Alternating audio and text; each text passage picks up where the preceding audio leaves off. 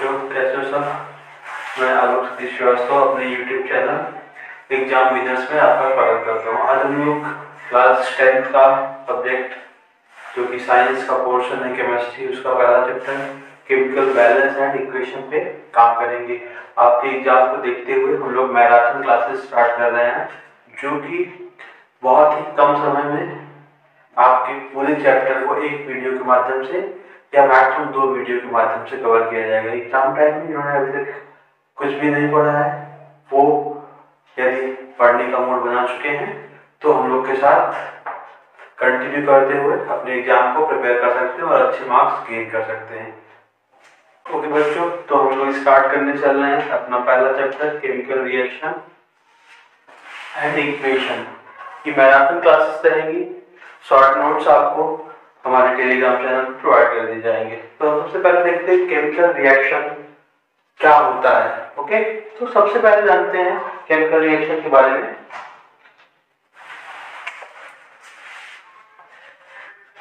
Chemical reaction, okay, what is chemical reaction? whenever chemical change occur, whenever a chemical change occur,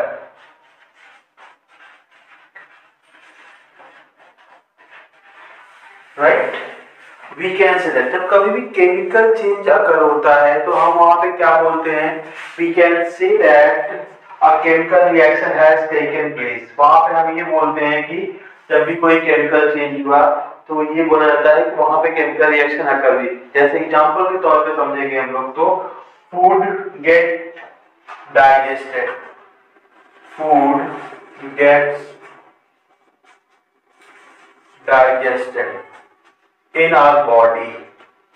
हमारी body में जो food का digestion होता है वो भी एक तरह का क्या है? आपका केमिकल रिएक्शन है।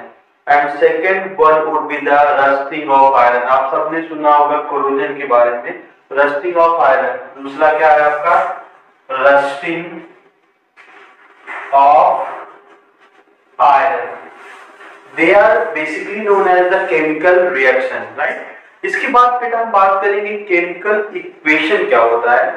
देखिएगा, केमिकल इक्वेशन की बात कर रहे हैं किसकी? केमिकल रिएक्शन के बाद केमिकल इक्वेशन। अब बात आती है केमिकल रिएक्शन जो है वो केमिकल इक्वेशन को रिप्रेजेंट करती है। कैसे करती है उसको समझेंगे कि यहाँ पे chemical reaction can be symbolically represented the chemical equation। कैसे करेंगे उसके लिए देखेंगे। जैसे सपोज दैट आपके पास H2 है एंड O2 है, देन यू हैव बेटा H2O। यहाँ पे ये सिंबल है हाइड्रोजन और ये है क्या आपका ऑक्सीजन, और यहाँ पे आपको क्या मिल रहा है? वाटर। ये क्या हो गया आपका? Chemical reaction. और ये जो लिखा गया है वो है आपका केमिकल इक्वेशन। तो आप शॉर्ट में बता सकते हैं कि केमिकल रिएक्शन को सिंबल के फॉर्म में रिप्रेजेंट करना ही क्या कहलाता है? Chemical equation. अब हम देखेंगे इसकी कैरेक्टरिस्टिक्स के बारे में, कौन कौन से इसकी कैरेक्टरिस्टिक्स हैं। ओके बेटा, अब हम देखेंगे characteristic of the chemical reaction. क्या देख रहे हैं हम लोग? Characteristic of chemical reaction. इसमें क्या होता है? कुछ पॉइंट्स आपको याद रखने हैं। अक्सर में जब भी आएगा तो हेडिंग से आप याद रखेंगे तो हो जाएगा। पहला है आपका change in temperature, change in colour, change in state, precipitate formation, evolution of gas. अब क्वेश्चन इंपॉर्टेंट है, आवश्यकता है। तो जब आता है एग्जाम में तो आपको याद करके ले जाना है। सिर्फ कुछ ट्रिक्स याद रखेंगे। क्या है वो ट्रिक याद रखेंगे? T C S, TCS company है, टाटा कंसल्टेंसी सर्विसेज, और फिर पे, टीसीएस पे। टेम्परेचर टी से, C for colour, S for state and P for precipitate and evolution of gas for को हम ई से रिप्रेजेंट करेंगे। तो आपको बस इतना याद रखना है। ट्रिक क्या है? टीसीएस पे क्या याद करने के लिए, कैरेक्टरिस्टिक ऑफ केमिकल रिएक्शन, ठीक है। टेम्परेचर, जब भी केमिकल रिएक्शन होता है तो जब आप दो रिएक्टेंट को आपस में रिएक्ट कराते हैं तो टेम्परेचर चेंज होता है, टेम्परेचर में चेंज आएगा। कलर भी चेंज होता है आपका। सपोज दैट आपने दो केमिकल को मिलाया, पहले उसका कलर ब्राउन था, अभी हो सकता है कि येलो हो गया हो या पिंक हो गया हो, वो कंडीशन पर डिपेंड करता है किससे आप रिएक्ट करा रहे हैं। देन स्टेट जैसे आपने H2 और अभी हमने देखा था H2 प्लस O2 लिया था, दोनों क्या थे आपके गैसेस थी, और जो वाटर फॉर्म हुआ वो किस स्टेट में आया, लिक्विड। तो ये हो गया आपका चेंज इन स्टेट। सेम आ जाता है प्रिसिपिटेट फॉर्मेशन, जब भी रिएक्शन परफॉर्म करते हैं तो जो प्रोडक्ट आएगा आपका वो प्रिसिपिटेट के फॉर्म में आता है। प्रिसिपिटेट क्या होता है, टेस्ट ट्यूब में आप किसी रिएक्शन को करा रहे होते हो तो वहां से मान लो गैस इवॉल्व हो गई और वो जो कंपोनेंट बच जाएगा टेस्ट ट्यूब में उसको बोलते हैं प्रिसिपिटेट। फिर आता बेटा इवोल्यूशन ऑफ गैस, कई सारी ऐसी रिएक्शन होती है जिसमें गैस का इवोल्यूशन होता है, गैस निकलती है, उनको बोलते हैं इवोल्यूशन ऑफ गैस। बेसिकली आपको इनके नाम याद रखने हैं, ओके, कि what are the name of the characteristic of chemical reaction. तो आपको एक ट्रिक याद रखना है TCS पे, ओके। अब नेक्स्ट टॉपिक को मूव करते हैं, वो नेक्स्ट टॉपिक है आपका टाइप ऑफ केमिकल रिएक्शन। तो हम बात करेंगे कि कितने टाइप की अपने पास केमिकल रिएक्शन होती है, जो भी पढ़ना तो ट्रिक से पढ़ना, कि टाइम कम है अपने पास, ओके। तो बेटा हम देखते हैं टाइप ऑफ केमिकल रिएक्शन, कौन कौन सी केमिकल रिएक्शन है, उनके टाइप क्या क्या है। तो यहाँ पे आपने बोर्ड पे देखा है केमिकल रिएक्शन के पहला जो टाइप है वो है दैट इज कॉम्बिनेशन रिएक्शन, दूसरा है डीकंपोजिशन, थर्ड है आपका डिस्प्लेसमेंट, और last one will be the double displacement. अब बात है कि इनको कैसे याद करेंगे, तो इनको याद करने का जो ट्रिक है वो बता दे रहा हूं आपको। ट्रिक क्या है, 3DC, D3 है और C, कौन कौन से, 1D यहाँ, पहला D, दूसरा D, तीसरा D, डिकम्पोजिशन, डिस्प्लेसमेंट और डबल डिस्प्लेसमेंट। फिर C फॉर कॉम्बिनेशन। तो हम शॉर्ट में समझ लेते हैं कॉम्बिनेशन क्या होता है, व्हेन टू और मोर substances R add and form a new substance, then such kind of reaction is known as combination reaction। जैसे हमने ले लिया H2 ले लिया, 2H2 plus O2 gives 2H2O। ये किसका एग्जांपल है आपका, कॉम्बिनेशन रिएक्शन का। अब बात आती है डिकम्पोजिशन ऑफ रिएक्शन। क्या है, डिकम्पोज करना, किसी एक सब्सटेंस को हम ब्रेक करके 2 या 3 या 4 इस तरह के अलग अलग सब्सटेंसेस में बांट देना, यानी रिएक्टेंट आपका कोई एक होगा, उससे 2 या 3 प्रोडक्ट में जो 2 या 3 एलिमेंट बन जाएंगे, उस प्रोसेस को बोलते हैं डिकम्पोजिशन, यानी कि डिकम्पोज करना यानी ब्रेक कर देना, ओके। उसको भी हम लोग एग्जांपल के थ्रू देखते हैं डिकम्पोजिशन। कैल्शियम कार्बोनेट CaCO3, अब इसको क्या करना है, आपको डिकम्पोज करना है। इसको कैल्शियम कार्बोनेट को, इसको हमने हीट दिया तो हमें 2 चीजें मिल जाएंगी, एक तो कैल्शियम ऑक्साइड और दूसरा क्या मिल जाएगा हमारा कार्बन डाइऑक्साइड CaO, और दूसरा क्या मिल गया आपको कार्बन डाइऑक्साइड। तो ये रिएक्शन हमारी क्या होगी, डिकम्पोजिशन रिएक्शन, ठीक है। एग्जांपल आप ध्यान रखिएगा।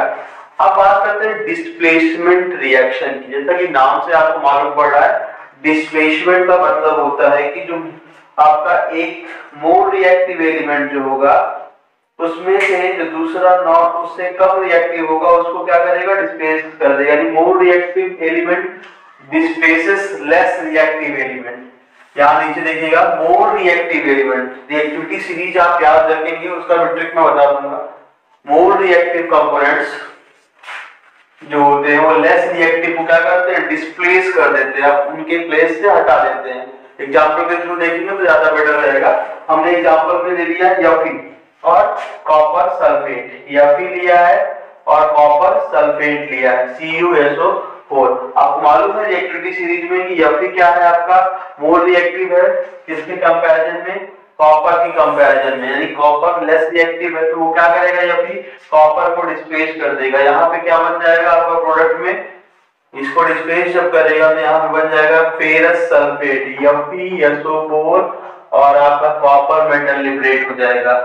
तो इस तरह के रिएक्शंस को बोलते हैं क्या, displacement reaction, hope so example एक बार नोट कर लीजिएगा, प्रॉपर तरीके से समझ में आ जाना चाहिए। इसके बाद हम आते हैं double displacement reaction. Double displacement reaction में क्या होता है, दो डिफरेंट एटम या ग्रुप वो क्या होते हैं, म्यूचुअली एक्सचेंज करते हैं। तो अलग अलग एटम या ग्रुप्स एक दूसरे में क्या होते हैं, म्यूचुअली एक्सचेंज कर लेते हैं, उसको बोलते हैं डबल डिस्प्लेसमेंट रिएक्शन। डिस्प्लेसमेंट में क्या हो रहा था, एक मोर रिएक्टिव लेस रिएक्टिव को डिस्प्लेस कर रहा था, बट डबल डिस्प्लेसमेंट में क्या होता है, एक्सचेंज होता है। एग्जांपल के थ्रू देखते हैं हम लोग। एग्जांपल एक ले लेते हैं, जैसे आपने ले लिया सोडियम सल्फेट और बेरियम क्लोराइड। हमने लिया क्या, सोडियम सल्फेट ले लिया बेटा Na2SO4 और बेरियम क्लोराइड BaCl2। देखिएगा यहाँ पे सोडियम सल्फेट है हमारा, ये Na2SO4 सोडियम सल्फेट और BaCl2 है आपका बेरियम क्लोराइड। अब इनको जब आपस में आप रिएक्ट कराओगे तो यहाँ पे क्या बन के आ जाएगा, जो सोडियम है वो रिएक्ट कर लेगा आपका क्लोरीन के साथ, यानी कि ये और ये रिएक्ट कर लेंगे, और बेरियम आपका सल्फेट के साथ रिएक्ट कर लेगा, राइट। यहाँ पे देखिएगा ये बन जाएगा आपका BaSO4 बेरियम सल्फेट, राइट। और सोडियम और क्लोरीन जब रिएक्ट करेंगे तो बन जाएगा 2NaCl, that is sodium chloride. ये रिएक्शन हुई आपकी क्या, डबल डिस्प्लेसमेंट रिएक्शन। तो ये था हमारा टाइप ऑफ रिएक्शन। अब आगे हम अपने नेक्स्ट टॉपिक की ओर मूव करते हैं। Thank you. रेडॉक्स रिएक्शन बहुत ही इंपॉर्टेंट रिएक्शन होती है, रेडॉक्स रिएक्शन। इसको ध्यान से समझिएगा और एक बार में ही आपको याद हो जाएगी क्या होता है। पहले चीज तो डेफिनेशन आपकी क्या होती है वो बता दे रहा हूँ। Reaction which involve oxidation and reduction process. Oxidation और रिडक्शन दोनों प्रोसेस एक साथ होंगे, यानी एक ही रिएक्शन में ऑक्सीडेशन भी हो रहा है और आपका रिडक्शन भी हो रहा है, प्रोसेस साइमल्टेनियसली। इस तरह के रिएक्शंस को आप क्या बोलते हैं, रेडॉक्स रिएक्शन। एक एग्जांपल हमने लिया है यहाँ पे, वो एग्जांपल देखिएगा, कॉपर ऑक्साइड को हाइड्रोजन से रिएक्ट कराया, जैसे ही हीट देंगे आपको कॉपर मिल जाएगा और वाटर मिल जाएगा, कॉपर एलिमेंट मिलेगा और वाटर। यहाँ पे देखिए दो चीजें हो रही हैं, एक तो कॉपर जो है इस कॉपर ऑक्साइड से ऑक्सीजन रिड्यूस हो जा रहा है, चला जा रहा है, और हाइड्रोजन जो है वो ऑक्सीजन को क्या कर ले रहा है, गेन कर ले रहा है, यानी कि H2 से H2O बन रहा है और CuO से क्या बन रहा है, कॉपर। ये होता है हमारा ऑक्सीडेशन। ऑक्सीडेशन। और दूसरी पार्ट है जहां पे कॉपर ऑक्साइड कॉपर में कन्वर्ट हो रहा है, ये है हमारा रिडक्शन। अब इसको याद करने के लिए छोटी सी ट्रिक बता दे रहा हूं, उसको ध्यान रखेंगे तो आप इसको कभी नहीं भूलेंगे। यहाँ पे मैंने लिख के रखा हुआ है, ऑक्सीडेशन में क्या गेन करते हैं और क्या लूज करते हैं। बस एक याद रखिएगा, OH। पहले ऐसे लिख लीजिए आप, यहाँ पे ऑक्सीडेशन है, दो कॉलम बना लेंगे, क्या बनाएंगे कि क्या गेन कर रहा है वो, और दूसरे बताएंगे क्या वो लूज कर रहा है, तो OH लिख दीजिएगा। इसमें से कोई एक ही होगा, या लूज करेगा या गेन करेगा। तो यहाँ पे या तो ऑक्सीजन को वो गेन कर ले या फिर हाइड्रोजन को लूज कर दे। अगर ऐसा कुछ भी हो रहा है तो वो ऑक्सीडेशन हो जाएगा। दूसरा रिडक्शन में आते हैं, रिडक्शन को भी ऐसे दो पार्ट में कर लेंगे, क्या गेन करेगा और क्या लूज करेगा। इसका उल्टा कर दीजिए, ये हाइड्रोजन को गेन करेगा और ऑक्सीजन को क्या करेगा, लूज करेगा। तो इसमें से कोई एक ही होगा, या गेन कर रहा होगा या लूज कर रहा होगा। यहां देखिए हाइड्रोजन गेन कर रहा है, किसको, ऑक्सीजन को। तो ये रिएक्शन क्या हो गई, ये हो गई आपकी ऑक्सीडेशन।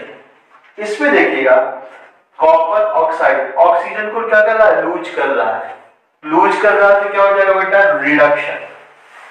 होप आपको ऑक्सीडेशन और रिडक्शन में भी जो कंफ्यूजन नहीं हुई वो दूर हो गई होगी, और रेडॉक्स रिएक्शन भी क्लियर हो गई होगी। इसके बाद हम चलते हैं एक्सोथर्मिक और एंडोथर्मिक। ठीक है बच्चों, हमारा ये वाला टॉपिक जो है वो है एक्सोथर्मिक रिएक्शन और एंडोथर्मिक रिएक्शन। सबसे पहले हम देखेंगे एक्सोथर्मिक रिएक्शन। नाम में ध्यान रखिएगा, एक्सो यानी एग्जिट हो रहा है, क्या हीट हो रहा है, यानी कि रिलीज हो रहा है, एक्सोथर्मिक, इसमें हीट रिलीज होता है।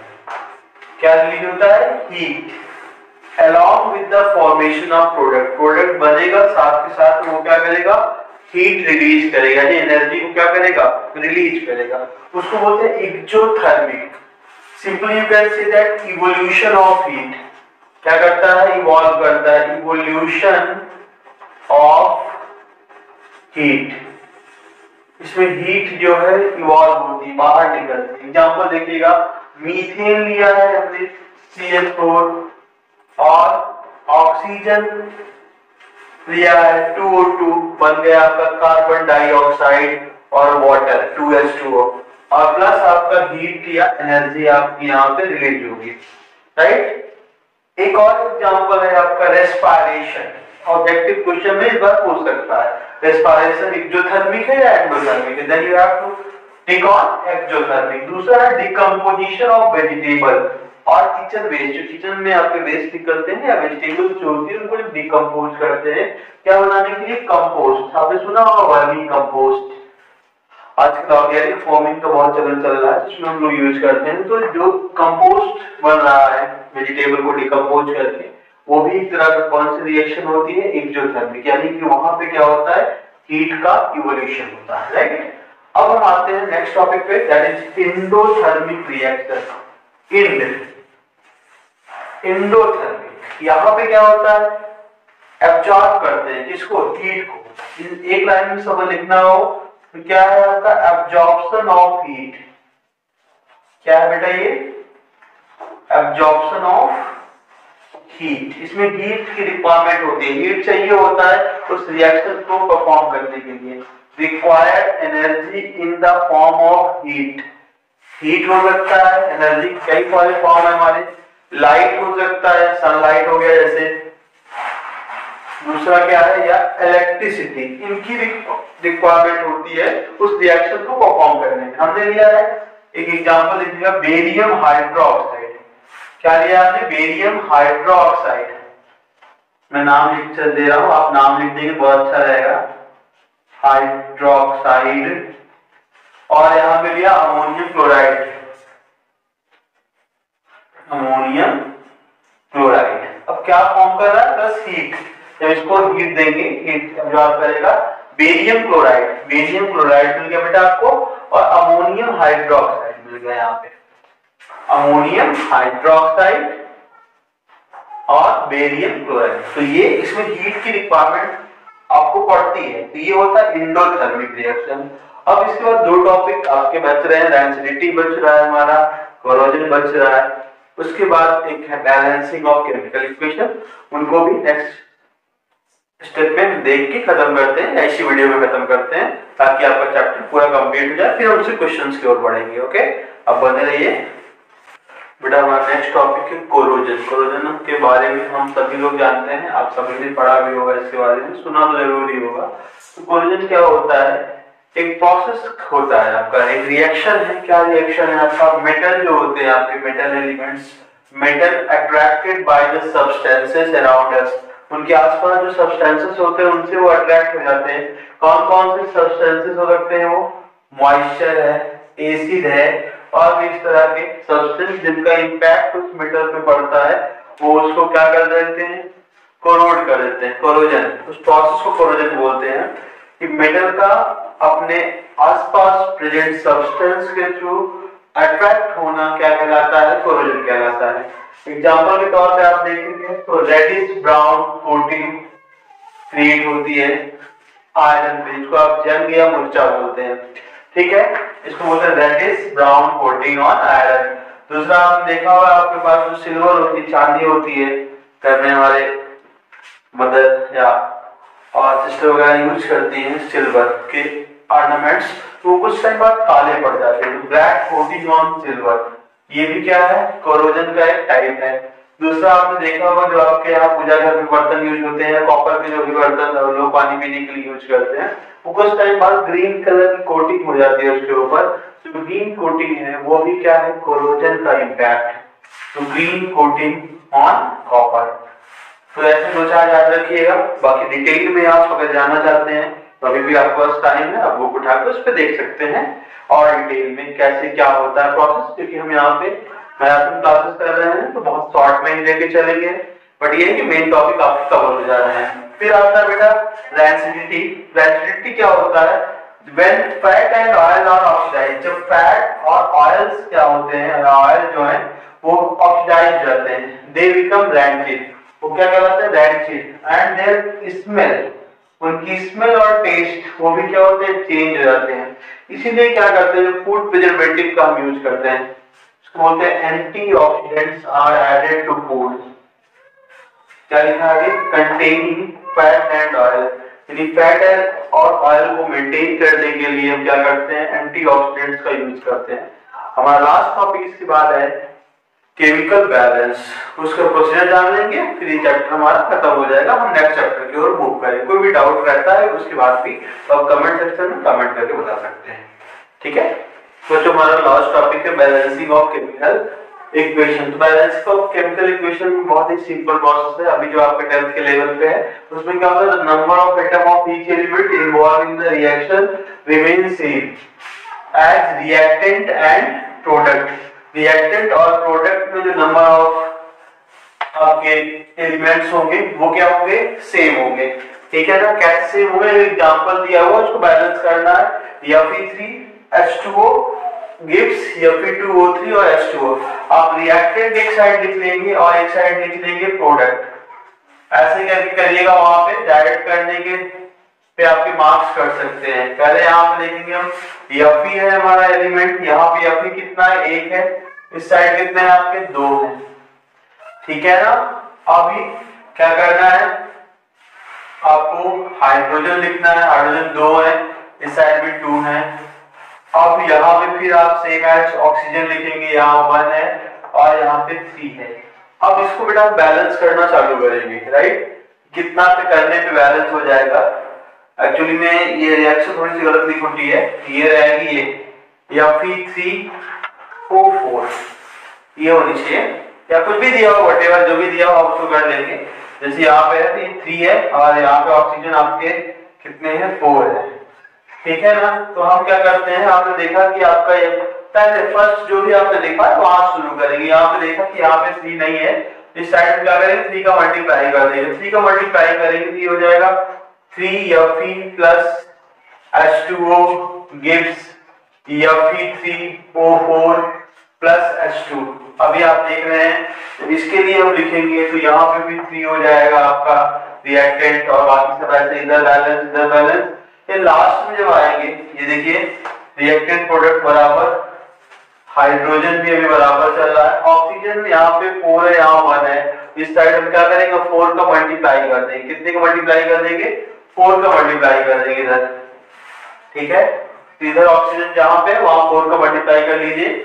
यहां हमने 4 का मल्टीप्लाई किया तो 3Fe plus 4H2O और यहाँ पे हो जाएगा Fe3O4 और H2। तो अब जब दोबारा हम लिखेंगे इसको तो आप यहाँ पे देखोगे कि ये जो आपके हाइड्रोजन है ये 8 हो चुके हैं, ऑक्सीजन तो आपका 4 हो चुका है, उस साइड में 4 है बैलेंस है, बट ये 8 है और इस साइड आपका 2 ही है। तो हम क्या करेंगे? इसको ऐड करने के लिए यहाँ पे 4 से मल्टीप्लाई कर देंगे, यानी कि यहाँ पे आप अगले स्टेप में फिर एक स्टेप चलेंगे और लिख देंगे 4H2O gives Fe3O4 और ये हो गया आपका 4H2O। अभी आप देखेंगे ये रिएक्शन आपकी बैलेंस हो चुकी है। ये प्रोसीजर है आपका किसी भी रिएक्शन को बैलेंस करने का। पहला चैप्टर आपका फिनिश हो चुका है। कोई डाउट होगा तो आप कमेंट में बता सकते हैं। कल हम लोग फिर नेक्स्ट चैप्टर की ओर बढ़ेंगे। आपका नेक्स्ट वीडियो आप वॉच कर सकते हैं। Thank you so much for watching this. और हाँ, जो नए हैं वो चैनल को जरूर सब्सक्राइब कर लेंगे अगर आपको अच्छा लगता है तो। अदरवाइज कोई बात नहीं, आप लाइक करके या डिसलाइक करके बता सकते हैं। Thank you.